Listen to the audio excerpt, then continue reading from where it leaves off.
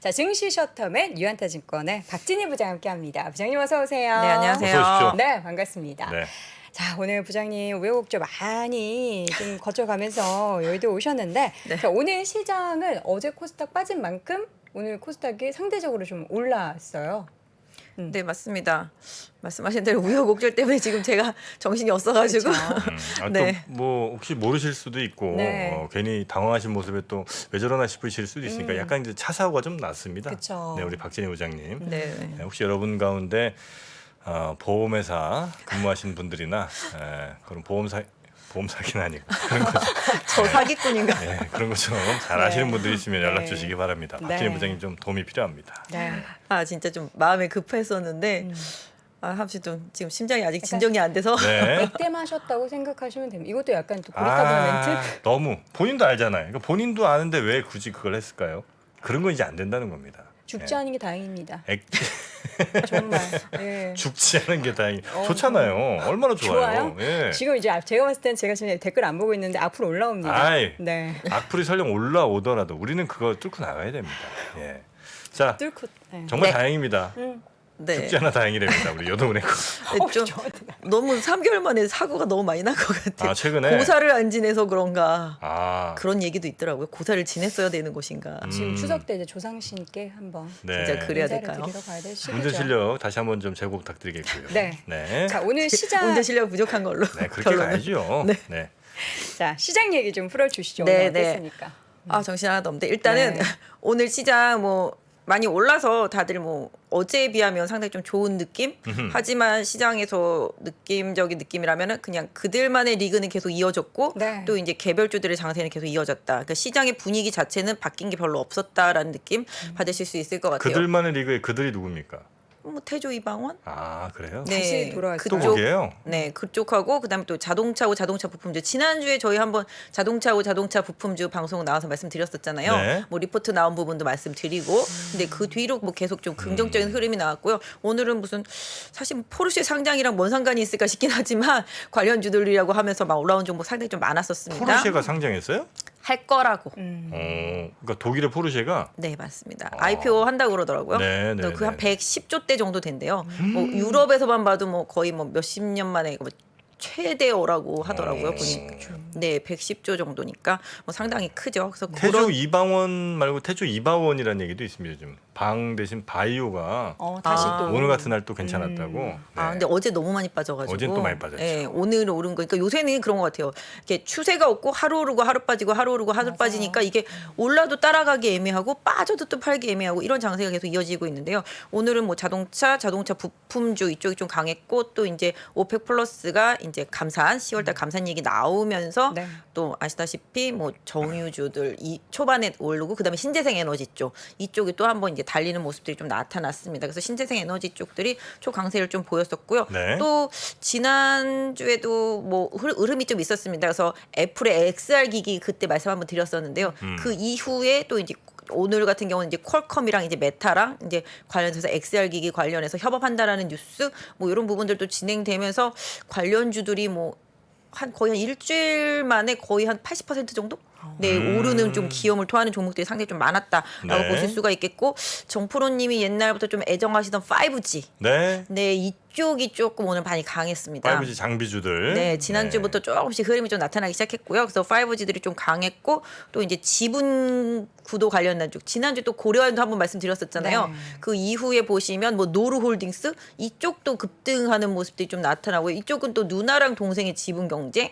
그다음에 오스템 임플란트는 또 이제 일단 행동주의 펀드 쪽에서 네. 뭐 지분 매입하고 있는 게 아니냐라는 얘기 나오면서 또 최근에 급등세를 좀 보여주는 흐름들이 나타나는데 이따가 이쪽 관련해서는 한번 같이 한번 마지막쯤에 좀 한번 보시기로 하고요. 전체적으로 시장은 뭐 기술적인 반등이 좀 나왔다라고 보실 수가 있겠고 뭐 기존에 가던 것들이 계속 갔다. 뭐 주도주는 바뀌지 않았다. 뭐 이 정도 흐름이라고 보시면 좋을 것 같습니다. 지금 뭐 오펙의 감산 얘기 나오고 오늘 정유주 오르고 했는데 이것도 보면은 정유주가 사실 덜 오른 게 아니잖아요. 오를 만큼 올랐다라는 인식은 없나요? 정유 섹터 같은 경우는 사실은 예전에 많이 오르고 최근에는 좀 들쑥날쑥한 상태 흐름인데요. 오히려 신재생 쪽이 네. 상당히 강합니다. 사실 뭐 유럽 쪽에서 아시다시피 이제 러시아가 가스 끊었잖아요. 네. 뭐 자기네들한테 이제 제재를 한 것을 좀 풀어주기 전에는 웬만하면 공급 안 할 것 같은 뉘앙스, 네, 이런 부분들로 인해서 지금 이제 기본적으로 이제 유럽은 항상 지금 가스에 대한 리스크, 네. 에너지에 대한 리스크가 항상 커져 있는 상태인데요.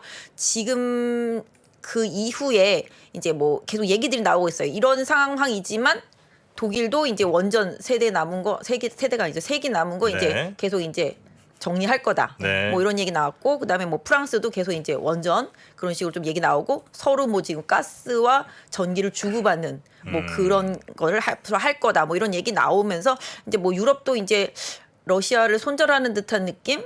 뭐 그런 느낌의 계속 멘트들이 좀 나오고, 뭐 러시아 또 심기 안 좋고 이런 상황이긴 한데요. 기본적으로 일단은 유럽은 에너지가 위기이긴 하지만 러시아로부터의 에너지 독립을 위해서 계속적으로 좀 힘을 쓰는 상황이다 보니 대체 에너지에 대한 그런 시장의 신뢰도가 더 많이 올라가고 있는 상태죠. 지난번에 이제 미국의 인플레 방지법 이후에부터 이제 신재생 에너지들이 참 달리기 시작했는데요. 지금도 아직도 추세가 죽지 않았고요. 지금 상태에서는 또 태양광의 가능성, 기대치 이런 부분들이 좀 리포트들은 많이 좀 나오면서 더 강세를 보여주고 있습니다. 오늘 또 네. 풍력 관련주들도 강세를 보여줬고요. 또 뭐 원전 같은 경우도 뭐 폴란드 같은 경우는 우리 원전 더 설치할 거야 뭐라는 이런 멘트 나오면서 원전 관련주들도 좀 강세 보였습니다. 그래서 전체적으로 뭐 2차 전지 섹터주들도 주도주가 살짝 쉬는 동안에 후발주자들이 좀 올라오는 흐름들이 나타나고 있어요. 보시면 에코프로하고 LNF는 확실히 쉬고 있거든요. 어떤 면에서 보면은 좀 양극재 쪽은 좀 꺾인 느낌적인 느낌이 살짝 있어요. 대형 집단에서는. 근데 상대적으로 그동안 좀 조용히 있었던 뭐 E&D 같은 업체들은 계속 급등하는 모습들이 좀 나타나고, 네. 최근에 뭐 덕산 테코피아도 일단은 2차 전지 전해질 쪽으로 얘기 나오면서 올라오는 모습들, 네. 그리고 또 이제 폐배터리 관련주들은 꾸준히 강세 이어지는 모습들. 그나마 양극재, 음극재 소재 중에서 제일 원탑으로 살아남아 있는 건 이제 포스코 케미칼 정도 될 수 있을 것 같아요. 그 외에는 계속 이제 순환매가 돌고 있는 상황인데요. 전체적으로 2차 전지 섹터주들이랑 뭐 아까 말씀드린 그 신재생 섹터 이쪽들은 계속 앞으로도 에너지에 대한 신재생 에너지에 대한 네. 이런 부분들의 뭐 기대치 이런 알겠습니다. 부분들이 계속 좀 영향을 많이 받을 네. 것으로 보입니다. 저희 잠깐 얘기하고 있을 테니까 아마 저 지금 보험회사에서 예, 연락 온 것 같으니까 또 문자라도 좀 한번 보내세요. 아니에요, 괜찮습니다. 아니에요. 네, 지금 끊었어요. 응급 상황이니까. 아니, 그러니까 아니에요. 얼마나 마음이 쿵쾅쿵하게 아, 그렇죠. 교통사고 나보셨죠. 뭐 몇 번 났죠. 네. 네. 저는 되게 크게도 나보고 뭐 아, 작게도 그렇습니까? 나보고 뭐 그랬는데, 그래서 그 마음을 너무 압니다. 네, 네, 심장이 네. 밖으로 튀어나올 것 같고. 네, 그럼요. 예. 급한 전화는 좀 받으시고 아니에요, 네, 아니에요. 문자 문자는 보내셔도 이따가 됩니다. 다시. 네. 네. 그거 아마 저 그런 얘기들도 요즘 이제 점점 나오는 게 그 러시아랑 어쨌든 그 사우디 같은 경우 러시아가 뭐 가스 얘기 많이 하지만 전체 수출 중에 가스 비중이 사실은 원유보다 훨씬 적잖아요. 네. 그래서 결국 노린 게 원유 가격 올리는 거가 아니냐. 그래서 사우디랑 이제 그 이해관계가 맞아갖고 네. 지금 미국을 대신해서 미국과 유럽의 어떤 그 친환경으로 에너지 전환하려는 세력과 기존의 에너지 강자들의 어떤 힘겨루기 아니냐, 이렇게 이제 지금 현재 대결 구도를 또 이해하시는 분들도 있는 것 네. 같은데 뭐 그것도 충분히 뭐 가능한 이야기 아닌가 싶어요. 러시아가 사실 이제 유럽 쪽을 바로 들어오십니까? 그러니까 괜찮으시겠어요? 괜찮 안 봤어요. 풀어요, 안 봤어요. 풀어. 안 우리가 봤어요. 재밌게. 잊어야 돼요. 한 시간 동안은 있겠습니다. 예, 예, 예. 네, 그래서 그쪽에서 좀 속은 타겠지만 그 좋은 방법이에요. 예. 뺑소니로 신고한 거 아니겠죠? 아니 설마? 아니요. 다 뭐 연락처 주고 왔으니까. 네, 맞아요. 거기서 네. 연락하셨다고 그랬죠? 네. 그분은 하셨는데 저는 못했어요. 네. 너무 급하게 오느라고. 네, 네. 네, 아무튼 그래서 지금 보면은 아까 말씀하신 대로 러시아가 이번에 뭐 한 130조 벌었다 그러잖아요. 근데 지금 보면 이제 유럽 쪽에서 이제 안 하니까 뭐 본인들이 끊었을 수도 있고, 유럽도 이제 좀 자립도를 만들려고 다 하는 채워놨죠. 상황이다 보니까 이제 아시아나 뭐 중동이나 뭐 이런 쪽들로 계속 팔려고 하는 의도를 계속 보이고 있다 그러더라고요. 사실 중국 쪽으로 뭐 연결하는, 몽골 쪽 통해서 중국 쪽으로 연결하는 그런 파이프라인도 뭐 준비가 다 됐다 뭐 이런 식으로 기사도 좀 나오고 있더라고요, 보니까. 네. 뭐 그런 식으로 생각하면 어떤 면에서 보면 아시아 쪽으로는 좀 많이 올 수도 있긴 한데, 사실 뭐 중국 쪽으로 들어와서 중국에서 다시 또 유럽으로도 수출하고 다른 나라로 다 수출한다고 지난번에 말씀드린 대로 그런 구도를 이어가면서 뭐 러시아는 꾸준히 뭐 에너지 수출 이런 부분에 있어서는 크게 문제가 없을 것 같다 뭐 이런 뉘앙스의 계속 얘기들도 좀 나오고 있습니다. 어쨌든 간에 지금 각국의 가장 비상이 걸린 게 이제 에너지다 보니까 네네. 이 에너지 자립도에 대해서 다들 좀 비상이 걸려 있는 상태고 그러다 보니까 지금 시장이 뭐 아시다시피 시장이 주도주라는 것들이 예전에는 저희가 이제 지수가 올라가면 이제 지수 관련 대형주들이 거의 주도주 역할을 해주고 그랬습니다만은 지금은 시장의 자금도 이제 어느 정도 경색이 되어 있고 미국 같은 경우는 이제 양적 긴축을 이제 시작을 해서 계속적으로 하고 있는 상태다 보니까 돈이 이제 한정되어 있고 그러다 보니까 이제 시장에서 자금들이 뭔가를 해서 뭔가 수익을 내야 되다 보니 대형주보다는 중소형주, 중형주 이런 쪽도 확실한 테마가 있는 쪽들 이쪽으로만 쏠림 현상이 나타나는데 그쪽이 계속 이쪽인 것 같아요. 왜냐하면 이게 정책적으로도 맞아 떨어지고 시장에 있어서도 경기 침체로 가거나 뭔가 뭐 긴축을 하더라도 이쪽은 계속 투자를 해야 될 부분들이잖아요. 그러니까 돈을 이렇게 끌어들이는 쪽이 아니라 이쪽은 돈을 써야 되는 쪽들이다 보니까 확실한 모멘텀이 있다고 생각하니까 이쪽으로 계속 이제 끌고 가는 거죠. 기관도 그렇고 네. 뭐 세력일 수도 있겠습니다만은 돈들이라는 게 그런 것 같습니다. 그래서 이쪽들의 이제 추세가 계속 좀 유지되고 있는 상황인 것 같고요. 그나마 아까 말씀드린 것 중에서 대형주 단에서 좀 괜찮았던 게 그나마 이제 자동차. 네, 자동차입니다. 그러니까 뭐 이런 얘기도 당연히 포르쉐가 상장하는 거랑 부품이랑 무슨 상관이냐 뭐 이러잖아요. 뭐 포르쉐가 상장한다고 갑자기 뭐 100대 만들다 1000대 만드는 건 아니잖아요. 그러다 보니까 그래도 시장이 좀 이슈 테마에 목마르다 보니까 이런 쪽들이 계속 자극되어지고 있는데요. 그때 제가 몇 주 전에 타이어도 한번 말씀드렸을 거예요. 네. 한국 타이어 말씀드리면서 타이어 주식들이 지난주부터 달리기 시작했는데 넥센 타이어 달리고 어제 오늘 뭐 금호 타이어 달리고 이런 상태입니다. 한국 타이어는 꾸준히 달리고 있고 근데 타이어주들이 왜 올랐을까요? 뭐 전기차에는 타이어들이 또 새로운 종류의 타이어가 필요하고 뭐 이런 이유 아닐까 싶은데. 그런 것도 있고 네. 그럼 자동차 부품주는 왜 올랐을까요? 자동차 부품주. 네. 이거 오늘 오른 거 말씀이신 거예요? 최근에도 많이 최근에. 오르고 이게 뭐 자동차 쪽 말고도 그런 뭐 탱크나 뭐 방산 쪽에도 뭐 들어가서 뭐 영향이 자동차 있다. 부품이? 그러니까 그 이제 부품 만드는 회사가 어. 어쨌든 그것도 이제 굴러가는 뭐 그럴 수도 거니까 있고요. 뭐 그 그 얘기도 기본적으로는 뭐 어제 현대차가 이제 미국의 오하이오 공장을 뭐 30만 대 플러스 알파 해서 이제 더 빨리 많이 이게 짓는다 그러니까 아 그럼 자동차 부품 업체도 우리 실적이 좀 더 빨리 좋아지겠네. 뭐 이런 뉘앙스도 있었습니다만은 핵심은 물류비. 있고. 물류비요. 최근에 보시면 해운 운임이 많이 정말 떨어졌죠? 어마어마하게 떨어졌습니다. 예전에 보면 타이어 업체들의 이렇게 실적표에 보면 비용 부분에 있어서 운임이 엄청나게 물류비가 엄청나게 차지 많이 했었거든요. 그러다 보니까 이 물류비가 확연히 줄어들다 보니 수출하는데 또 그리고 원화가 장난이 아니잖아요. 지금 환율 효과를 또 보고 있어요. 그래서 자동차 부품주들하고 타이어들이 이 원화 약세의 수혜를 보면서 이 물류비 약세의 수혜까지 이중 수혜를 보다 보니까 실적이 자연적으로 더 많이 좋아지는 현상들이 앞으로 3, 4분기에 나타날 것에 대한 기대감 이 부분이 지금 강하게 반영이 되면서 네. 자동차 부품주들하고 타이어 주식들이 최근에 많이 오른 거죠. 네. 수급도 실제로 좋아지고. 그 운임 많이 올라가면서 타이어가 신발보다 좀 비싸지지 않았습니까? 그렇죠. 타이어가 예전에는 신발보다 원래 신발보다 싼 타이어 막 이랬었잖아요. 그죠? 예, 아시는 분들끼리만 웃고 넘어가겠습니다. 네. 나 이해를 못하지. 아, 네. 아, 타이어 신발보다 싸다 많이 못 봤어요? 타이어가 더 비싸지 않아요? 여기서 그렇게 정색하고 타이어가 더 비싸다는 얘기를 할 거면 더 이상 이 대화는 죄송합니다. 이어갈 수는 제가 없습니다. 고리타분한 멘트 지양하도록 하겠습니다. 뭐 신발 뭐 비싼 거 엄청 비싸잖아요, 네. 사실은. 그죠. 사실 그렇죠. 그렇죠. 네. 신발 다 비싸죠. 네. 100만 원 넘는 신발도 그렇죠. 있으니까. 뭐 타이어 4짝 다 해봐야 신발 한 짝 못 사는 것들도 되게 많고, 맞습니다. 그죠? 그렇긴 한데 아무튼 그래서 환율 지금의 이 급등이 물론 이제 수입하고 이게 내수 쪽에서는 당연히 기업들이 힘들 수밖에 없는 상황이긴 하지만 기본적으로 이 물류비에 대한 확실한 절약이 되는 부분이랑 이 환율 효과를 보는 부분들 때문에 지금 자동차 부품주들이 여차저차한 이유들 플러스 이것까지 더해지면서 시장에서 지금 호평을 받고 있고 확실히 실적에 대한 기대감 이런 부분들이 좀 커지고 있는 게 맞다라고 보시면 좋을 것 같아요. 네. 네. 물류비 인하가 타이어 부품주에도 꽤 많은 영향을 주는. 타이어 부품주들 같은 경우 타이어 부품주가 아니라 네, 자동차 자동차 부품주들. 부품주들. 네. 네, 자동차 부품주들 같은 경우 이 물류비에 상당히 영향을 많이 받거든요. 그래요? 네. 최근에 보시면 뭐 LG전자 같은 경우도 실적이 안 좋았는데 그 실적 안 좋은 거에 물류비도 들어 있어요, 많이. LG 전자에 거기도 수출을 많이 하니까. TV 수출하고 네, 우리나라에 있는 수출하고. 수출하는 모든 기업들은 이 물류비의 영향을 많이 받습니다. 그러다 보니까 이 수출 기업들이 이번에 환율 오르는 효과하고 이 물류비, 운임 줄어든 부분에 대해서 다 대부분이 수혜는 본다라고 보시는 게 좀 네. 맞지 않나 싶고요. 또 뭐 포르쉐의 뭐 납품 이력이 있다 그러면서 오른 기업들도 있지만 실질적으로 현대차의 이제 미국향 부품 업체들의 강세가 계속 꾸준히 네. 좀 이어지고 있어서 이쪽 부분은 계속 좀 공부를 좀 많이 하시면서 종목 선별 좀 잘 하셔야 될 것 같습니다. 우리나라에 포르쉐 납품업체들이 좀 있습니까? 여러 개가? 저도 정확하게 모르겠는데 아까 보니까 3기? 3기. 3기 네. 오토모티브. 네, 그 3기라는 종목도 네. 그래서 좀 많이 올랐다고 그러더라고요. 오늘 그러니까. 3기가 25% 올랐네. 네. 아 그래요? 그런 유들인 것 같아요. 뭐 테슬라 관련 주들도 최근에 많이 가고 있잖아요. 뭐 명신산업 같은 경우도 엄청 가고 있고, 그다음에 뭐 현대 관련해서는 뭐 S&T 모티브 같이 약간 전기차, 수소차 이렇게 구동 모터 쪽이라든지 그런 전기차 부품 업체들도 최근에 좀 많이 가고 있어서 네. 말씀 주셨던 대로 EV 향들이 많이 가고 있거든요. 이런 부분들이 좀 많이 영향을 주고 또 관련 주들도 좀 많이 오르고 그런 네. 분위기인 것 같습니다. 네. 자 그리고 뭐 포르쉐도 얘기 나왔습니다만 애플 관련주들도 역시 강세였죠. 최근에 아, 계속 이쪽이 지금 가장 핫한 섹터입니다, 지금.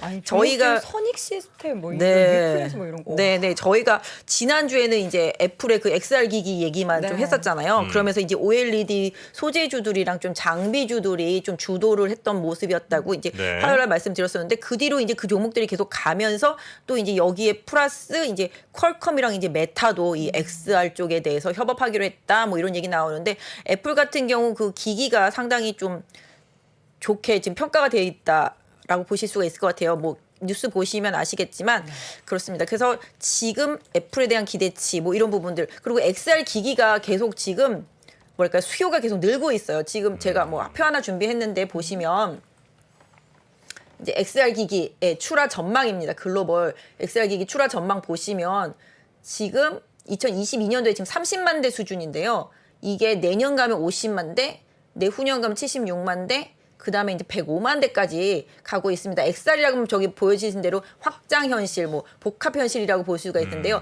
가상 현실, 증강 현실, 혼합 현실, 뭐 이런 걸 다 섞어가지고서 나오는 거죠. 그러다 보니까 이쪽과 관련되어 있는 지난번에 말씀드린 대로 이렇게 눈에다 쓰면 그냥 일반 좀 어지러운 현상들이 많이 있었잖아요. 옛날에 네. 오큘러스에서 그거 처음에 나왔을 때 뭐 구토 난다, 뭐 멀미 난다, 뭐 오래 못 쓰고 있는다 이런 얘기들도 좀 나왔었는데 이쪽을 하려면은 이제 OLED 쪽이 확실히 좋아요. 그런 부분에 있어서 눈에 대해서 그러니까 피로도라든지 이런 부분 또 선명도라든지 이게 사실 가상현실을 구현할 때 보시면 아시겠지만 이 가상현실을 구현하는데 LCD로 구현하면 그게 좀 현실감이 엄청나게 떨어질 거 아니겠어요. 네.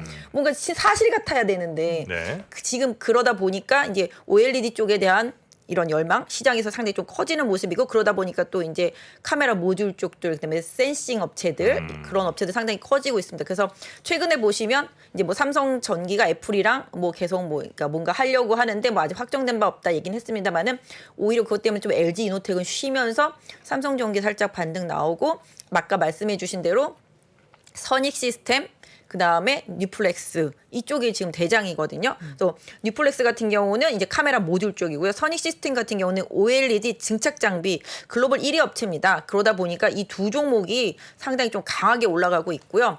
기본적으로 이 XR 기기 쪽들에 대한 기대치가 계속 올라가다 보니까 그 메타버스 현실, 메타버스에 대한 열망도도 커져서 오늘 시장에서 보시면 그동안 움직이지 않던 메타버스 관련주들도 상당히 좀 강하게 올라오면서 후발주자로 지금의 그 XR 기기 관련주들의 흐름을 따라갈지 좀 지켜보셔야 되겠는데요. 기본적으로 선익 시스템, 그다음 뉴플렉스가 대장이라고 보시고 지금 후발로 이제 하이비전 시스템 이렇게 뭐 따라 올라가는 모습. 근데 소재 쪽에서는 덕산, 네오록스 이쪽이 상당히 좀 강한 모습입니다. 그래서 네. 아까 말씀드렸던 대로 메타버스 관련주들 그동안 못 움직였던 뭐 맥스트나 자이언트 스텝이나 뭐 이런 것들도 오늘은 살짝 올랐는데요.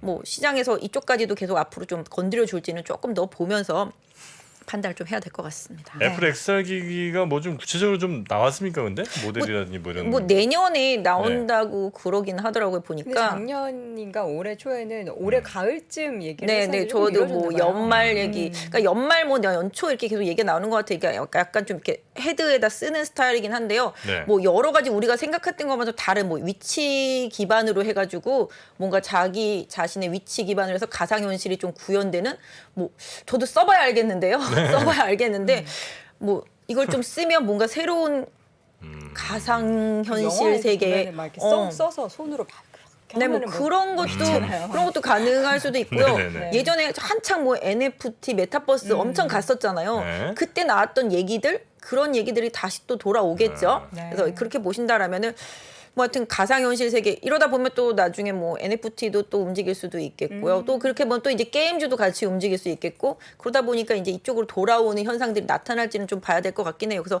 확실히 시장이 뭔가 확실한 모멘텀이 없다 보니까 네. 뭔가 이슈 뉴스에 따라서 좀 주가는 많이 빠져 있는데 확실히 나중에 좀 좋아질 것 같은 뉘앙스가 있는 종목들 쪽으로 쏠림 현상이 나타나는데요. 이게 아까 말씀드렸던 대로 다 나머지가 순차적으로 뭐 메타버스, 게임, NFT 이런 쪽으로 다시 연결될지는 좀 봐야 되지 않을까. 사실 이쪽 섹터주들이 지금 환율 아시다시피 오늘 1371원대였었잖아요. 엄청 나잖아요, 환율이. 네. 그렇죠. 뭐 지금 중국 같은 경우는 뭐 외화 지준율 같은 경우를 2% 정도 낮춰서도 이제 풀어가지고서 위안화 방어하려고 그러는데 지금 거의 속수무책이거든요. 지금 엔화도 그렇고 위안화도 그렇고 뭐 원화도 마찬가지입니다. 그래서 전체적으로 달러 강세에 지금 상당히 좀 불안정한 상황이긴 합니다만은 그러다 보니까 시장이 또 이런 것도 고려하고 있는 것 같아요. 내수주들 같은 경우는 사실 피해를 보잖아요. 환율이 올라가면. 근데 뭐라 그럴까요? 이런 프로그램적인 부분들, 소프트웨어적인 부분들이라든지 확실히 뭔가 아까 말씀드린 대로 수출에 대한 그러니까 수출주들도 뭐 여러 가지가 있지만 환율적으로는 수출주들은 분명히 수혜를 볼 수가 있는 상황이잖아요. 네. 뭐 또 반대로 생각하면 뭐 메타버스나 뭐 게임이나 뭐 플랫폼이나 컨텐츠나 이런 쪽들은 환율이랑 전혀 상관이 없고 경기 침체랑도 전혀 상관이 없기 때문에 이쪽까지 나중에 수급이 돌아올지는 좀 봐야 되겠습니다만은 일단 지금 현실은 환율에 좀 반응하는 기업들, 그다음에 뉴스 이슈에 좀 반응하는 기업들, 정책적인 부분에 반응하는 기업들 위주로 시장에 좀 계속 플레이가 되고 있다라는 점을 조금 생각해 보시면서 보셔야 되는데 사실 좀 어렵습니다. 이 종목들을 다 따라갈 수가 없어요. 그렇죠. 너무 높게 긴가민가 하면 위에 가고 올라가죠. 또 그래서 이제 더 가려나 싶어서 사면 빠지고 빠져서 손절하면 다시 가고 이런 현상들이거든요, 사실. 근데 지금 개인 투자자분들이 다들 이제 대형주들 많이 갖고 계시잖아요. 삼성전자, 하이닉스 뭐 다 이런 것들이기 때문에 그걸 팔고 이쪽으로 옮기기에는 좀 너무 부담스럽다 보니까 이게 현금을 갖고 있거나 후발로 이제 시장에 들어오신 분들이나 트레이딩을 하시는 분들한테는 되게 유리한 시장이지만 우량주 좀 장기 투자하시는 분들한테는 네. 사실 좀 속 터지는 시장이죠. 이런 네. 것들을 다 따라갈 수 없으니까. 메타버스 관련해서는 하여튼 한때 바람이 이제 작년 뭐 한 11월 뭐 이렇게 엄청 불었다가 쭉 한번 빠지고 나서는 사람들의 의심이나 뭐 이런 게 네. 좀 커진 것 같긴 하더라고요. 다시 맞아요. 무슨 뉴스나 뭐 이슈 같은 거 나오더라도 에이 이거 좀 이런 심리 같은 게 좀 분명히 좀 있는 것 같습니다. 그런 거죠. 네. 지금 바로 손안에 잡힐 것 같지는 않은 상황이기 때문에 시장에서 현실적인 부분을 찾는 거죠. 왜냐하면 이게 금리가 올라가면 뭔가 비용을 투입했을 때 바로바로 돈이 될 수 있는 기업들을 선택을 하거든요. 왜냐하면 금리가 올라가서 은행에 돈을 넣어도 3% 4%를 받는데 내가 이 기업에 투자했을 때 이 기업이 나한테 배당을 이만큼 줄 것이냐 아니면 이 기업이 실적이 이만큼 더 많이 날 수 있는 기업이냐 이걸 선택하게 되는데 은행에 넣어놔도 3, 4%인데 바이오 기업에 투자하면 묶인다고 생각할 수밖에 없잖아요. 네. 그쪽은 한 10년, 20년 투자해야 되는 기업들이기 때문에 그래서 시장이 항상 기술주나 성장주나 이렇게 돈을 계속 먹는 하마 같은 느낌의 그런 종목들보다는 내가 돈을 투입했을 때 바로바로 인풋 대비 아웃풋이 나올 수 있는 기업들을 선택을 하게 되고 그런 기업들 위주로 강세를 보이고 실적이 나오는 기업들 위주로 강세를 보이는데 최근에는 뭐 저희가 뭐 태양광이니 뭐 신재생이 다 마찬가지가 되겠습니다만은 예전에는 에이 그러다 말겠지라고 했던 상황이었었지만 지금 에너지 위기가 이렇게 커지다 보니 신재생 에너지에 대한 욕구 갈망이 엄청 커진 거잖아요. 각국들도 투자를 많이 하니까 그러니까 이게 또 이제 손에 실적이 잡힐 수 있는 상황이 돼버리잖아요. 그러니까 이런 쪽으로 몰려가는 거고 NFT 뭐 메타버스 다 마찬가지가 되겠지만 네. 메타버스 세상도 저는 올 거라고는 생각을 해요, 분명히. 그렇지만 지금 당장 이 금리에서 현실적으로 투자하기에는 그동안 조금 너무 오른 부분이 있었기 때문에 이제 거품이 많이 빠졌던 상황이라고 보시면 돼요. 왜냐면 뭐 위메이드를 비롯해서 게임주들 상당히 많이 그랬었잖아요. 네네. NFT 때문에. 그러다 보니까 또 기대치를 너무 강하게 반영했던 쪽들은 좀 거품이 빠지고 네. 뭐 상대적으로 실적 대비 저평가돼 있었던 기업들은 또 선택받고 이런 흐름들이 이어지고 있는 것 근데 같습니다. 애플에서 만약에 XR 기기를 그러니까 하드웨어를 내놓는다면 네. 저는 지금쯤 만약에 올 가을이든 뭐 내년 초든 만약에 기기가 정말 나올 거라면 어디선가 스포일러로 사진 나올 것 같아요. 왜냐하면 애플이 뭐 자기 본사에서 직접 만드는 건 아닐 테고 그쵸, 어딘가 그쵸. 이제 해외에 다 OEM 수주를 있겠죠. 줄 텐데 그럼 이제 그 회사들에서 분명히 나오거든요. 유출.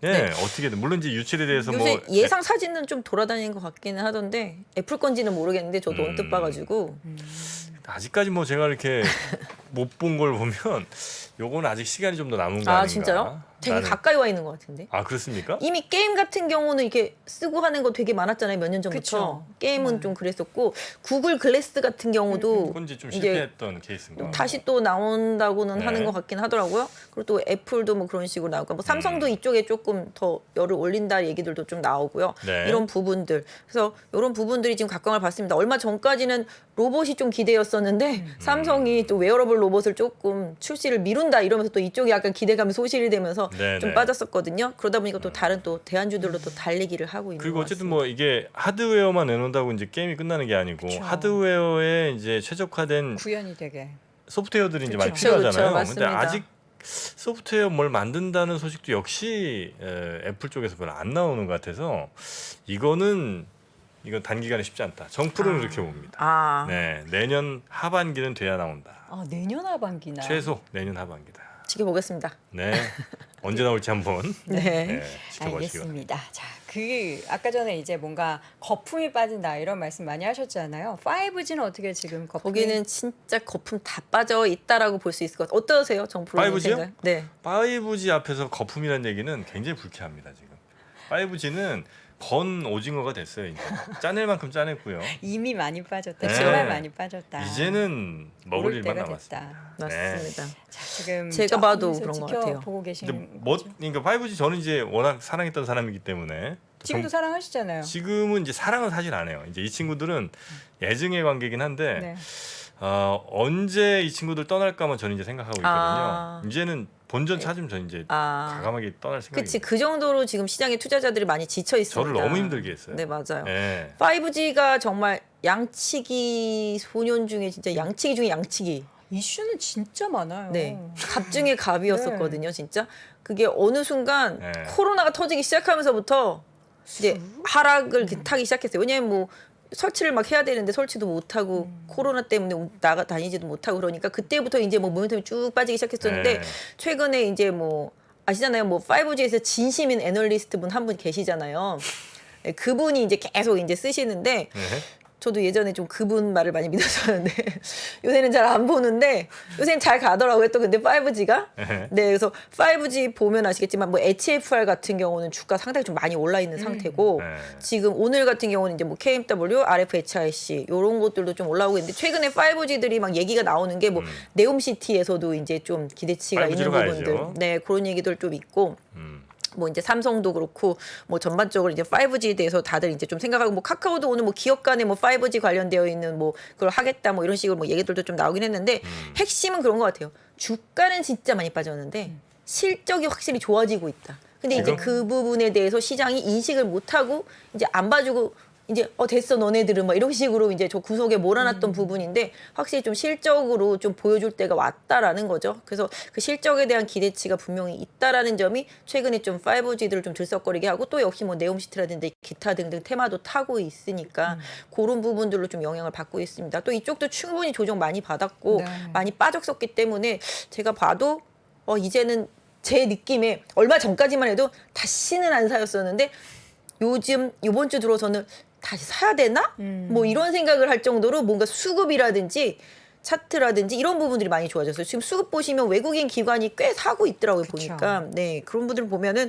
확실히 시장은 좀 빈틈을 잘 공략해야지만 수익이 확실히 좀 나는 것 같아요. 보니까. 네. 지금 이거 보면요, 뭐 앞서 말씀해 주셨듯이 뭐 카카오나 삼성에서 그 5G 관련한 특화망 한다고 뭐 스마트 팩토리도 필요하고 네, 워낙에 맞아요. 많이 필요하니까 그것도 생각할 수 있고 뭐 어제도 계속 이야기했었던 동수서산 동수서산 맞나요? 맞습니다. 네네. 예, 동서수산 아니고 그것도 있고 뭐 5G 중간 요금제도 있고 네. 그리고 미국에서 뭐 15억 달러인가요? 또 인터넷망 투자한다고 네네. 하고 해야죠. 이슈들이 진짜 많아요. 근데 이거 생각해 보면은 이게 당장 내일 모레 되는 부분들이 과연 몇 개나 될까? 뭐 그런 식이긴 했죠. 뭐 수출은 지금 되고 산업용도 그렇고 로봇도 그렇고 뭐 다 네. 5G 돼야 된다 뭐 이런 것들이잖아요. 네. 그러니까 결과적으로는 뭐 중요한 부분인데 과거에 좀 너무 많이 올랐었고 그쵸. 그다음에 약간 투자가 좀 스톱되는 느낌적인 느낌이다 보니까 또 시장에 더 다른 섹터주들이 뭐 주도력을 가지고 움직이다 보니까 이쪽에 대해서는 약간 조금 뭐랄까요? 눈길이 좀 안 갔었던 상황? 그러니까 그런 거 있잖아. 아무리 실적이 좋아도 시장에서 유행을 타지 못하면은 그 종목을 시장에서 사지는 않잖아요. 네. 그러다 보니까 5G 같은 경우는 진짜 워낙 진짜 거의 전 국민의 주식급이었었잖아요. 그렇죠. 네, 그러다 보니까 좀 많이 힘든 시간을 겪었는데 제가 봤을 때는 이제는 좀 바닥은 달려야죠. 지났다. 네, 뭐 이런 그럼요. 느낌? 네, 이런 느낌은 조금 오는 것 같아요. 2018년, 2019년 뭐 이때는 5G 통신 장비주 이야기 없으면은 아예 뭐 방송이 안 될 정도였잖아요. 어떻게 이제 향후 2022년, 2023년 항상 그 사이클이라는 게 있고요. 네. 특히 이런 그 장비들은 한 4년 봅니다. 그 사이클. 네. 5G 장비 LTE도 한번 이렇게 쭉 갔다가 이제 쭉 빠진 거 아니겠습니까? 5G는 이제 올해 2022년 연말에는 아마 다시 이 우리 코스피 코스닥 시장이 아마 주인공으로 찬란하게 불꽃을 한번 피울 것 같습니다. 아, 진짜요? 예. 하단 자막 좀 내보내주세요. 본 의견은 이 정프로님의 의견이 어차피 내 의견은 아무도 안 들어. 아, 또 알아요. 이게 네. 성지 방송이 될지. 그렇죠. 올 연말은 예. 5G 세상이 될 겁니다. 아마. 정말 많은 투자자분들이 힘내셨으면 네. 좋겠습니다. 아, 정말 여기가 정말 힘든 섹터거든요. 맞아요. 개인 웰컴 투자자분들 투- 네. 물리신 분들도 되게 많고 진짜 좀 힘든 섹터였는데 아무튼 최근에 조금씩 수급이라든지 뭐 이런 부분들이 좀 좋아지고 있어서 다행이라고 생각하고 있습니다. 네. 네. 다만 걱정되는 건 이제 저보다 싸게 산 분들이 많을 거 아닙니까? 팔지 이제 마세요. 꼭지점이라 그 중간에 자꾸 이 사람들이 팔까봐 음. 이 인간들을 내가 아니 비중 확대 안 하세요? 이렇게 저점 매수하면서 비중을 조금 더 늘리실 예를 들어 생각은 제가 이제 없으십니까? 7만 얼마에 샀는데 네. 3만 얼마 떨어졌을 때 이거 안 사냐? 사셔야죠. 왜 안 사세요? 저는 그게 좀 싫어요. 왜요? 내 주식을 전 사랑하거든요. 이 주식을 내가 싸게 산다는 것 자체를 내가 평가절한 것 같다. 네, 내가 이 좋은 주식을 높은 가격에 샀다는 것 자체가 이미 이 주식을 높게 평가한다는 건데 이 주식을 내가 싸게 산다는 건 스스로를 속이는 일 같다. 저는 그래서 어떻게 보세요? 물타기는 잘 안 합니다. 아니 그런 건 있죠. 그러니까 본인이 이제 그 기업에 대해서 확신을 갖고 샀으면 정말 이 주식이 절대적으로 싸다 그러면 당연히 더 사야 되는 게 맞잖아요. 뭐 거의 뭐 저희 뭐 보통 쉽게 표현할 때 줍줍이라고 그러잖아요. 네. 뭐 그런 식으로 더 사야 되는 게 맞는데 그게 5G를 본인도 이게 자신이 없다 보니까 밑에서 자신 있게 더 못 사시는 거잖아요. 그죠? 내가 이렇게 사랑하는 기업을 이렇게 싼 주식에 살 수 있는데 아니, 라는 근데 생각보다는 조금 더 정확하게 말씀드리면 저는 계좌에 돈이 있는 꼴을 못 봐요. 다른 종목을 많이 사셔서 계좌가 돈이 있기만 하면 무조건 뭘 사거든요. 아. 그래서 막상 5G가 바닥일 때 반토막 뭐 60% 마이너스 났을 때 못 들어갔어요. 확신도 물론 없기도 하지만 네. 네, 그런 그러면 차원에. 지금 태조 이방원 중에서는 있어요? 저는 거의 다 있어요. 올 섹터 포트폴리오라고 저는 올 웨더 아니고 올 섹터. 올 섹터입니다. 그래서 풍력도 있고 그다음에 뭐 원자력 그다음에 조선 다 네. 있어요 저는. 아 그럼 지금 장이 약세장이라는 느낌보다는 강세장이라는 느낌을 더 받으시겠네요. 저는 망할 장이라는 생각 말고는 지금 한 2년 동안 드는 생각이 없어요. 이놈의 망할 장. 아 얘기만 진짜요? 위에서 많이 사셨으니까. 예, 아, 원래 예전에. 진짜 고점 진짜 제가 잘 잡거든요. 제가 최고점에 고점 매매법. 꼭지점 40개 종목 한 40개 종목 있거든요. 네. 그 중에 한 3개는 정말 장중 최고점. 종가 최고도 아니고 연중 최고 중에서도 장중 최고점 네. 찍은 게 한 3개 있고요. 그다음에 뭐 거의 뭐 연중 최고점에 산 것들도 거의 한 4-5개 되고요. 예. 아, 그럼 손절은 안 하시나 보다. 말씀 안 해주시나 봐요. 조언이나. 뭐. 저는 저의 판단으로 갑니다. 그런 뭐 전문가들의 얘기 뭐 옆에서 조언 이런 거 절대 안 듣습니다. 손절도 안 하고. 손절 없습니다. 저랑 비슷하네요. 저는 절대 손절 안 해요. 네, 손절 없습니다. 손절 대신에 이제 저는 이제 이 가격에 사면 절대 손절을 안 하겠다라는 생각이 드는 그 가격에 사거든요.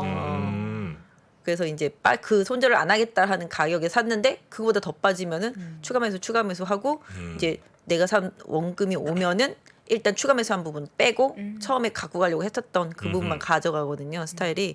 근데 일단 뭐 개인 투자자분들이 하여튼 5G는 정말 지칠 대로 지친데 네, 좀 요즘 이제 약간 분위기 좋아지고 분위기가 있다. 조금씩 좋아지고 있어서 네. 일단 이쪽 부분이 앞으로 다시 또 주도력을 가질지는 네. 모르겠으나 일단은 다행이다라는 말씀을 드리면서 근데 아무튼 제가 생각할 때는 지금은 이쪽이 주도력을 갖기 사실 쉽지는 않지만 확실히 좀 가격 메리트와 실적에 대한 기대치가 없었는데 실적이 좋아질 것에 대한 기대치가 살아나면서 조금 모멘텀은 조금 살아나고 있는 것 같은 뉘앙스 이런 뭐 기사들이 계속 많이 나오고 있으니까 왜냐면 시장에 관심이 없는 섹터는 기사도 안 나와요. 근데 요새는 기사가 계속 나오면서 받쳐주잖아요. 네. 그러면은 이제 기사가 계속 나오다 보면 그게 쌓여서 어느 순간 주가가 힘을 받거든요. 기본적으로 다른 섹터들도 다 마찬가지예요. 그래서 뭐 뭔가 좀 시장에서 이슈가 될 만한 뉴스가 나오면 그걸 좀 눈여겨서 잘 보시는 게 좋고요. 기관 애널리스트 분들이 쓰시는 리포트도 좀 잘 보시는 게 최근 시장에서 좀 수익 내는데 가장 좀 유리한 그렇습니까? 그런. 요새는 거의 리포트 나오면 상당히 잘 요즘은 가고 있어요. 리포트도 그렇고 기관이 좀 샀다 싶으면은 그 종목이 바로 가요? 정말 잘 가더라고요. 그럴 수밖에 없는 네. 게 외국인은 사실은 대형주를 사거나 일부 그냥 좀 지수만 보면서 이제 플레이를 하고 있지만 기관은 아까 말씀드린 대로 실적을 내야 되기 때문에 수익률을 내야 되잖아요. 그렇죠. 그러다 보니까 집중적으로 이제 사는 거죠. 왜냐하면 벤치마크 대비보다는 수익을 내야지만 계속적으로 인정을 받을 수밖에 없으니까 뭐 펀드들도 그렇고 운용사들도 다 마찬가지로 그러다 보니까 중소형주에 집중적으로 이슈가 있고 뉴스가 있는 쪽에 집중적으로 몰려가는 거죠. 저는 요번에 되게 깜짝 놀란 게 그 OLED 디스플레이 소재 장비주들 쪽으로 기관이 정말 순식간에 매수 들어온 거 보면 뭐 사모펀드 뭐 하루에 뭐 몇십만 주씩 들어오고 기관도 마찬가지고요. 뭐 외국인 계좌로도 마찬가지입니다만은 그런 식으로 요새는 순식간에 들어와서 쫙 끌어올리는 상황이 되다 보니까 개인 투자자분들이 좀 그걸 따라가기는 사실 좀 쉽지가 않은 상황이긴 하죠. 네. 자, 지분 경쟁 관련해서 저희가 이제 지난주에도 한번 네. 이야기를 하려고 하는데 시간 관계상 못했고 뭐 되게 기업들이 요새 많죠. 요새 보면 약간 좀 지분 경쟁하는 기업들이 많은 것 같아요. 지금 그때 고려아연도 말씀드리고 나서 그 다음날 엄청 급등하더라고요. 거의 한 19% 10%까지 올라가긴 했었는데 뭐 결국은 그 이제 영풍그룹과 이제 기존의 이제 장시일가와 최시일가 사이에 지분 경쟁이 일어나는 게 아니겠느냐 이런 뉘앙스로 상당히 급등했었는데 또 그 뒤에 나온 얘기는 계열 분리를 하려면은 양쪽이 서로 3% 이상 주식을 갖고 있으면 안 된다. 그 궁극적으로 영풍그룹에서 그 지분을 팔아서 3% 이하로 줄이지 않으면은 지분 경쟁이 안 된다. 뭐 이런 뉘앙스의 기사들도 있었거든요. 근데 뭐 그래요? 최근에 보면은 계속 기타 법인을 통해서 사고 있는 모습이 아직도 나타나고 있습니다. 고려아연 같은 경우는 기타 법인을 통해서 계속 사고 있는 모습인데 그 기타 법인이 영풍 쪽이라는 거죠, 확실히. 영풍 쪽에서 사고 있어요. 기본적으로 이 기존의 이 고려아연 쪽은 이제 한화 쪽을 이제 김동관 쪽이죠. 그쪽이랑 이제 친하다 보니까 유상증자 했잖아요. 그래가지고 지분 투자를 받아서 이제 지분이 이제 하나가 거의 한 6% 정도 될 거예요. 하나 쪽에서 그쪽에서 되다 보니까 이제 또 하나랑 또 이제 협업을 하면서 고려아연이 사실 뭐 이제 신재생에너지 쪽, 그다음 폐배터리 쪽 이런 쪽으로 이제 진출해서 기업이 이제 소재 기업에서 이제 뭔가 좀 탈바꿈하려는 그런 상황인 거고 사실 영풍 쪽은 이제 IT 위주로 되어 있지 않습니까? 네. 그러다 보니까 서로 이제 각자 이제 사업을 영위하고 있었는데 어느 순간 이제 이쪽 최씨일가 쪽에서 하는 쪽이랑 장씨일가 쪽에서 하는 쪽이랑 뭐 서로 상관은 없지만 서로 이제 이사회에서 뭔가 의견 충돌이 좀 몇 번 정도 있었나 보죠. 그러다 보니까 좀 이런 계열 분리 설이 좀 나온 것 같긴 해요. 네. 그리고 특히 또 영풍 쪽에서 이제 사들이기도 하고 근데 뭐 아까 말씀드린 대로 확실히 계열 분리를 하기 위해서는 지분 3% 이내를 줄여야 되기 때문에 영풍 쪽에서 팔고 나가기 전까지는 계열 분리는 사실 어렵다라는 게 제가 기사를 봤을 때는 그렇습니다. 그래서 네. 그 부분으로 인한 이슈보다는 오늘도 고려아연 많이 오르긴 했는데요. 고려아연 같은 경우는 제가 봤을 때는 신재생에너지, 한화랑 코어하는 그런 부분들 이런 부분들이 오히려 더 기업의 변신 이런 스타일로 지금 좀 움직이고 있는 게 오히려 좀 맞다고 보여지고 지분 경쟁은 일단 한번 붙여놓고 네. 그 다음에는 지금은 또 신재생 에너지 테마에 같이 맞춰서 가고 있다라고 보실 수가 있겠는데요. 이것도 이거지만 또 오스템 임플란트도 또 얘기가 나왔죠. 뭐 이건 작가님이 제가 이걸 하려고 그랬었는데 작가님이 이거 종목 한번 했다고 지난주에 그러시더라고요. 저희가 네, 다뤘었어요. 그래서 한번 기업 이게 사례에서. 종목 추천하는 방송도 아니고 이제 종목에 대해서 이제 공부하는 방송인데 종목을 선정하기가 너무 어려운 거예요. 사실 추천 종목을 하라 그러면 사실 쉬운데 공부할 걸 찾다 보니까 근데 오스템 임플란트도 각종 사건 사고가 많았잖아요. 네. 그런데다가 오스템 임플란트 같은 경우도 대주주 그러니까 대표이사의 지분이 상당히 낮은 편이에요. 21% 정도밖에 안 돼요. 우호 지분 다 합쳐도 그러다 보니까 이제 강성부 펀드가 지금 지목이 받고 있는데 강성부 펀드가 예전에 한번 한진칼도 공격을 해서 주가 엄청 끌어올렸었고 네. 그다음에 또 이제 매각해서 차익도 냈다라고 알려져 있는데요. 기본적으로 행동주의 펀드입니다. 그래서 좀 약간 회사가 약간 뭔가 문제가 있는 기업들, 그다음에 지분 구조에 있어서 지배 구조에 있어서 뭔가 문제가 있는 기업들을 파고 들어가서 이제 경영 참여하고 뭐 이제 뭔가 경각심을 주면서 기업이 좋게 바뀔 수 있도록 노력하는 그런 펀드인데 그 와중에서 이제 주가가 많이 오르면 뭐 소기 목적을 달성해서 뭐 팔 수도 있고요. 아니면 경영에 참여를 선언하기도 하는데 오스템 임플란트도 지금 최근에 보면 사모펀드라든지 뭐 기타 법인을 통해 가지고서 매수한 물량들이 한 600억대 넘어가는 것 같더라고요 보니까. 그래서 이쪽에서도 5% 이상만 넘어가면 공시를 해야 되잖아요. 그럼 5% 이상 넘어가면은 공시하고 뭐 경영 참여 선언을 할 수도 있고 여러 가지 좀 이제 뭘까 옆에서 이제 너 잘해라 할 수 있는 그런 이제 큰 주주가 생기는 거잖아요. 그러니까 이런 식으로 뭐 이슈가 되면서 올라갔는데 사실 최근에 오스템 임플란트가 그것 때문에 올랐을 수도 있고 중국에서 이제 나온 이제 법안 같은 경우 이제 정부가 이제 이런 의료기기라든지 약 같은 것들을 이제 규제하면서 가격을 좀 낮춰서 정부가 대신 대규모로 구매해서 싸게 이렇게 공급하는 그런 정책에 오스템 임플란트가 오히려 좀 수혜를 받으면서 주가도 좀 많이 올라갔었는데 그것 때문에 올라갔는지 이쪽에서 매수해서 올라갔는지 그거 내용은 좀 복합적으로 봐야 되겠지만 확실히 계속 이제 기타 법인을 통해서 매수하는 부분들이 확실히 눈에 보이고 있고요. 사모펀드 쪽에서도 계속 매수하는 부분들이 눈에 보이고 있습니다. 그래서 계속 앞으로도 더 살지 여부를 좀 봐야 되겠는데 이게 이슈화가 되면은 주가가 계속 좀 오르는 경향들이 과거에도 있었기 때문에 이 종목이 사실 그 횡령사고 터지기 이전 주가까지 지금 다 왔거든요. 네. 네, 횡령사고 터지고 거래 정지됐다가 뭐 한 8, 9만 원대 갔다가 지금 다시 14만 원대까지 왔으니까 원위치가 된 편이죠. 근데 뭐 대표이사 같은 경우도 과거에 뭐 지분을 좀 매각하려고 하는 생각도 있었다고는 해요. 근데 뭐 가격이 좀 안 맞아서 다시 뭐 물량을 회수했다 뭐 이런 기사도 있으니까 좀 참고해 보시면서 계속 기타 법인이라든지 사모펀드 쪽에서 계속 오스템 임플란트를 매수해 가는지 여부를 좀 보시면서 판단하시고 제가 오늘 저는 처음 봤는데 노루홀딩스도 이게 지분 경쟁이 있더라고요.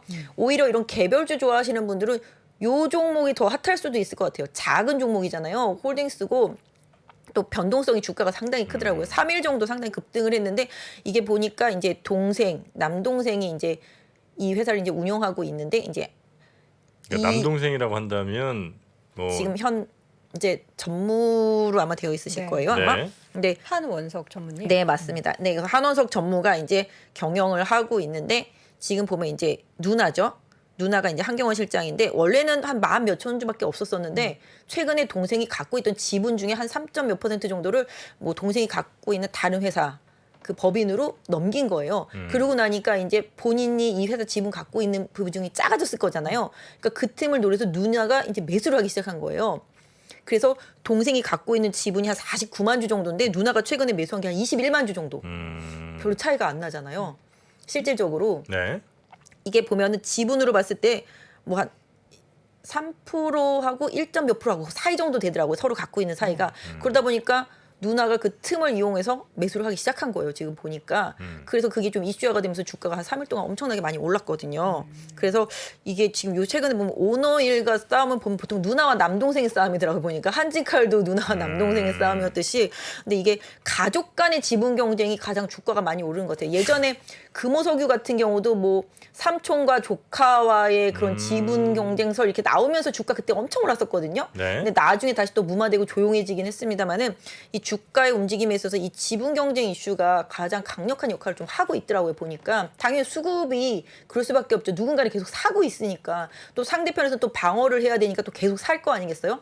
그러다 보니까 당연히 수급이 붙으면서 주가 움직임이 좀 나오는 편인 것 같아요. 그래서 시장에서 요 세 종목이 지금 최근에 좀 지분과 관련된 이슈가 강하게 좀 부각이 되고 있는 종목이니까 뭐 이런 쪽에 좀 관심이 있으신 분들은 좀 주가 좀 체크를 좀 하시면서 보시면 좋은데 사실 오스템 임플란트도 실적이 좋고 고려 아연 같은 경우도 괜찮습니다. 그리고 또 고려 아연 같은 경우는 좀 신사업 위주로 좀 탈바꿈하려고 하는 의도가 있기 때문에 기업 자체에 대한 문제는 사실은 지금은 없는 편인데 거기에 이제 지분 경쟁이라든지 이런 부분들이 붙다 보니까 주가의 변동성이 익사이팅해지고 있어요. 그래서 그런 부분들은 조금 보시면서 사실 또 뭐 추격 매수한다라고 하면 또 리스크도 있을 수 있긴 합니다만은 뭐 기존에 가지고 계신 분들은 이런 지분 구조의 변화를 계속 좀 체크를 하시면 게 좋지 않을까. 그래서 지금 보시면 계속 기타 법인을 통해서 좀 사고 있는 부분들이 있으니까 그런 종목들의 수급의 변화, 뭐 갑자기 팔지 않는다. 네, 그런 부분들 좀 챙겨서 좀 보시면 답이 되지 않을까 싶습니다. 네.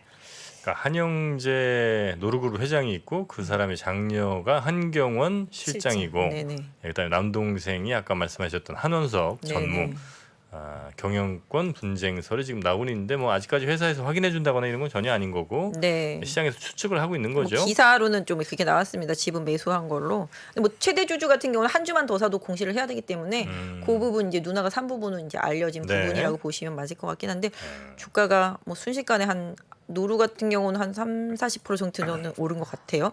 최근에 오스트 임플란트 경우도 한 30% 이상 올랐었고 고려아연 같은 경우도 한 48만 원대 있다가 순식간에 막 한 60, 한 7만 원까지 올랐으니까 네. 확실히 좀 주가 움직이는 지분 경쟁이 강력한 것 같습니다. 근데 노르홀딩스의 뭐 가격이 이렇게 오르는 건 뭐 그래 뭐 그런 이유들 오를 수 있겠다 싶은데 노르홀딩스 우선주가 오르는 건 왜 그렇습니까? 어차피 우선주라고 하면 의결권이 없잖아요. 그렇죠. 아무 의미 없는 거 아니에요? 맞아요. 근데 그렇게 따라가더라고요, 항상. 노르홀딩스 오늘 상 한 칸을 갔어요. 노르홀딩스를 못 잡으니까 우선주라도 맞아요. 우리가 항상 같이 그런 것 한번 같아요. 이거라도 사보겠다. 잡자. 뭐 이런 심리들이 그래요? 사실 있는 것 같아요, 약간 보면은. 그냥 이제 수급으로 이제 단타 사실 우선주는 세력들. 배당밖에 네. 없죠. 받을 게 없잖아요. 의결권과는 우선주를 무관한 걸 텐데. 살 필요는 없을 그렇죠. 텐데. 그러니까 좀 네. 그런 것 같아요. 이름 비슷해서 따라 사는 것들도 되게 많잖아요. 예전에는 뭐였죠? 한국석유 뭐 이런 거. 네, 맞아요. 한국석유도 무슨 석유공사 뉴스만 나오면 올라가요.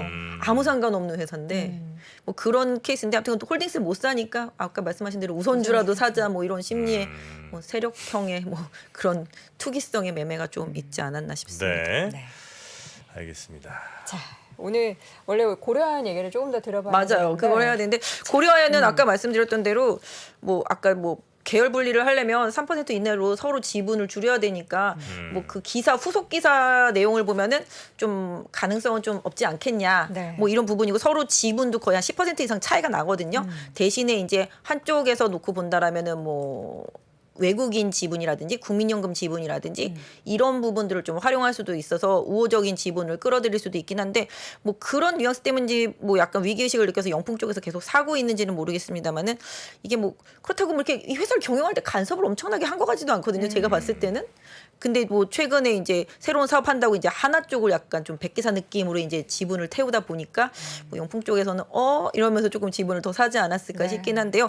나중에 확실히 뭐 뭔가 그런 뉘앙스에 대한 얘기가 확실히 좀 밝혀지면 좀 더 봐야 되겠습니다만은 기사만 뭐 보면서 투자하기는 사실 좀 어렵지만 아까 말씀드린 대로 기업 자체가 좀 새로운 성장 동력을 좀 장착해서 신사업을 하려고 하는 부분들이 지금 시장이랑 코드가 맞으니까 그런 부분들은 좀 챙겨서 보셔야 될 것 같아요. 고려아연 하면 보통 우리가 크게 연관 없다고 비중 크게 없다고 하는데 예전에 이제 금값 오를 때 항상 그때, 거론됐던 네. 종목이고 전혀 상관이 별로 크게 비중 없는데도 진짜 적다고 하는데도 네, 맞아요. 그리고 뭐 아연 얘기 네. 많이 나올 때 좀 거론됐는데 최근에 이제 사업 구조를 보면은 앞으로 미래지향적인 사업들을 굉장히 많이 영위하려고 지금 이제 막 벌리고 있는 네. 상태거든요. 그런 부분들이 조금 시장에서 점수를 주는 것 같아요. 그래서 사실 뭐 고려아연보다는 최근에 뭐 LS 같은 기업들이 오히려 뭐 케이블이라든지 이런 전력선 때문에도 오늘 LS 일렉트릭도 많이 오르고 현대 네, 일렉트릭도 맞아요. 많이 오르고 뭐 지난번에 말씀드린 재롱정 이런 것도 많이 올랐는데 이런 쪽들이 오히려 지금 에너지와 연결해서 보면 이쪽들이 되게 좀 뭐랄까 편안하게 갈 수 있는 섹터라고 볼 수 있거든요. 전력 그런 배급이라든지 네. 뭐 이런 쪽들 또 오히려 좀 그런 쪽 보시는데 뭐 고려아연도 아까 말씀드린 대로 소재 일변도에서 좀 벗어나서 기업이 좀 변화하려고 시도하는 부분들 이런 부분들이 조금 점수가 더 주어져야 되지 않을까 싶습니다. 네. 자, 오늘 우리 증시 마감 상황은 유한타증권의 박진희 부장님과 함께 했습니다. 오늘 여기서 보내드리고요. 다음 시간에 또 뵙겠습니다. 대단히 고맙습니다. 네, 감사합니다. 현재 하락장을 정확하게 이해하고 많은 배움을 얻는 기회로 삼아보시면 어떨까요? 빠르게 경제 수준을 끌어올려주는 국내 최고의 경제 강의. 앞으로도 투자가 계속해서 이어져야 된다고 한다면 상승장도 겪어봐야 되겠지만 하락장도 있지 않을까요? 하락장에 좀 우리가 겪고 있는 거죠. 굉장히 고통스럽죠. 하락장에서는 어떤 일들이 일어나는지 그리고 언젠간 바닥을 긁겠죠. 그때의 느낌이 어떤지는 생생하게 기억을 해두시는 게 되게 중요합니다. 그거 되게 중요합니다. 바닥을 긁을 때의 느낌. 바닥을 긁을 때는요. 세상이 끝난 것처럼 보여요. 오늘이 바닥입니다. 이런 사람은 없어요. 고점도요. 우리가 모르는 데 와요. 작년 11월에 나스닥의 고점이었거든요. 오늘이 고점입니다. 느낌 없어요. 왜? 모든 게 멀쩡하거든요. 3프로TV 경제대학 오건영의 경제를 보는 눈 신규 출시 기념 8월 31일까지 얼리버드 특가로 만나보시죠. 지금 바로 영상 아래 댓글을 확인하십시오.